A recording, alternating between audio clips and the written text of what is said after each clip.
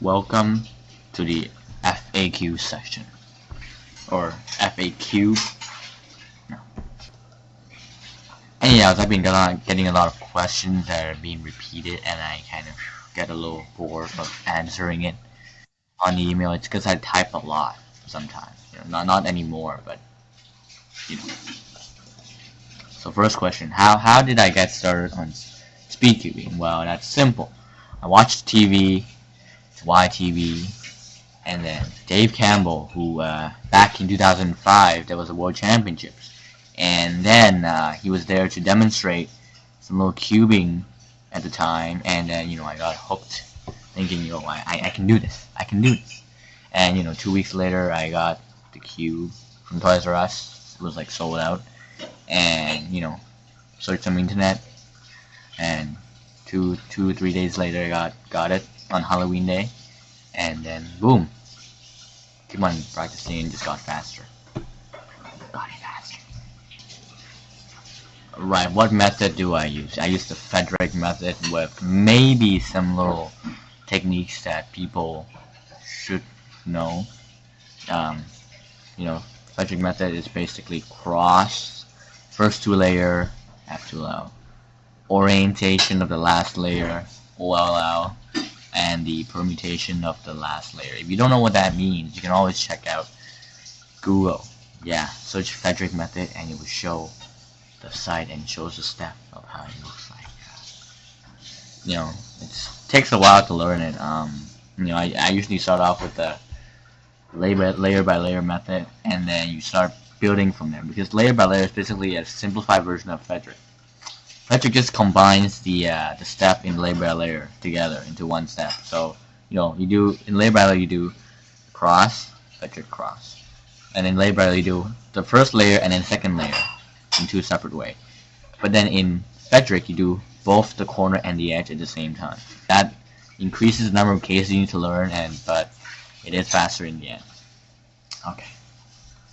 Yeah. How long does it take to learn? For me, it took like a year. Yeah, the thing that was stuck on was the OLL. Took a long while. I wasn't really good at learning a lot of things in a quick time, so but definitely one of the things to have the F2L and the PLL. OLL can come later. It's not that much of a problem. But yeah, keep learning. Some people can learn it in like months.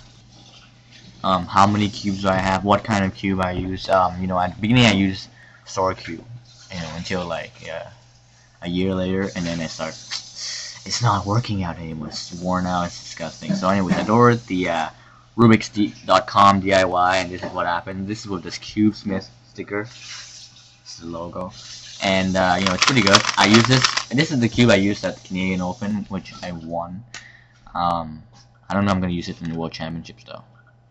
Anyways, and then so after that, I have the cubeforyou.com, which is from a China site.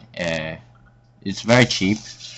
Well, not even added shipping cost, but it's still a bit cheaper. And it's pretty good.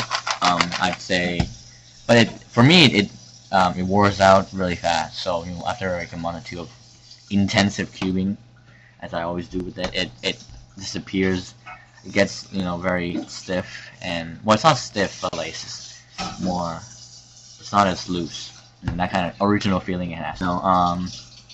Depends on which kind of people you use. Most people would prefer DIY, but good store cube can be really godly, as Andrew Kang would say it. So gotta be wise about that. What lubricant do I use? Let me get back to it.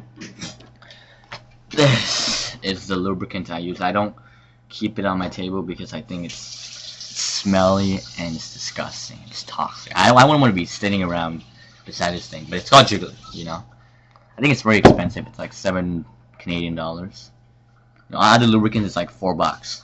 Okay, but it is pretty good. It's worked fine for me. I've actually had bought like 2 other brands before, and it didn't really work out much. There was the Motor Master, which Jason Thong used, and then there's another 3-in-1 professional lubricant. And actually, I also have the official cube lube that came with the Rubik's.com DIY. That one's pretty good too, but you know, it comes in a syringe bottle, white one. Let me see if I can find one. There it is. There it is. I kind of accidentally pulled this part out and the lube just burst out. Yeah, disgusting. Anyways, it's like that thing is actually called Shine Up Wax. Yeah, you can probably buy it for very cheap if you buy it from somewhere else. I think it was like cubelube.com, but when you buy from the official site, it will be really expensive. But yeah, so how do you lube it? You know, I don't. There's many ways. People would actually on videos they recommend taking it out, wash it apart, lay it out in flat surface, and then spray it in one go. Let it dry, flip it over, spray it again. You know, I don't like that kind of thing. It's a bit too long. It seems to get messy, but I don't know. I'm just that kind of superstitious guy. I don't want to get dirty. Yeah.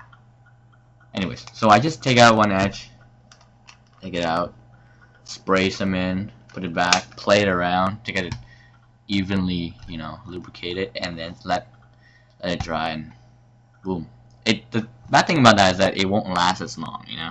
If you use that thorough way, which is cleaning and then spraying, it will spray every single piece evenly. This one might only spray a certain part of the cubie, so you're gonna have to like lubricate that a lot. And you know, so yeah, so I'm not very good at lubing, so don't ask me about it. How many cube do I have? Let's see. I have one here. I got a pile right here. It's 2 by 2 by 3. Do the math and you figure out how many cubes I have. I have 3 more here. This is Rubik's 4x4, 5x5, 3x3.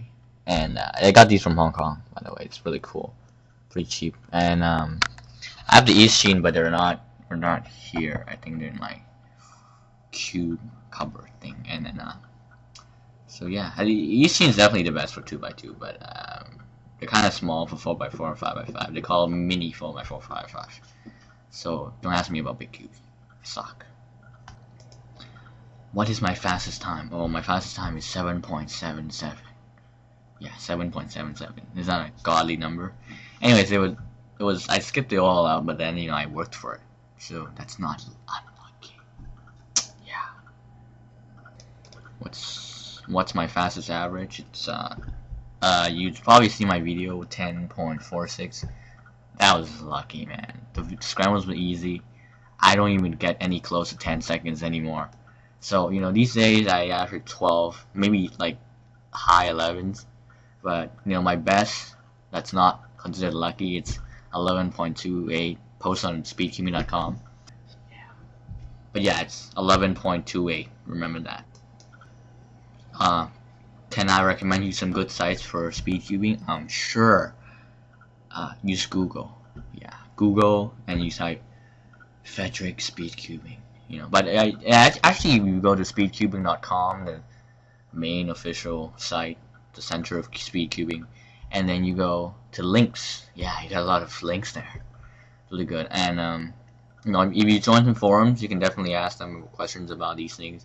In fact, speedsolving.com has a thread that it's called collection of OLL algorithms and collection of PLL, which is basically the user just gives them PLLs and OLL algos that they know, and they just become this huge list of algorithms for each case. So that's good if you want to compare some algorithms. Oh shoot, it's almost 10 minutes.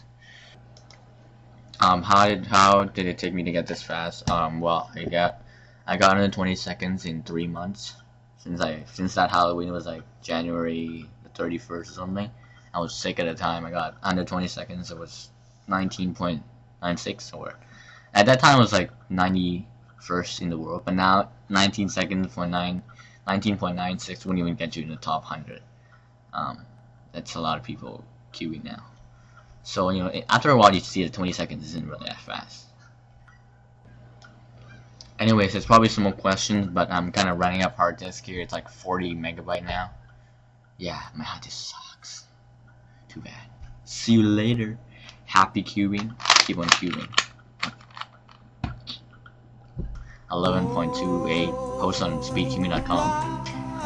Actually, I've been getting better in that, but I don't want to tell people about it. Otherwise, people would actually get inspired and get better. That's not good for the world championships.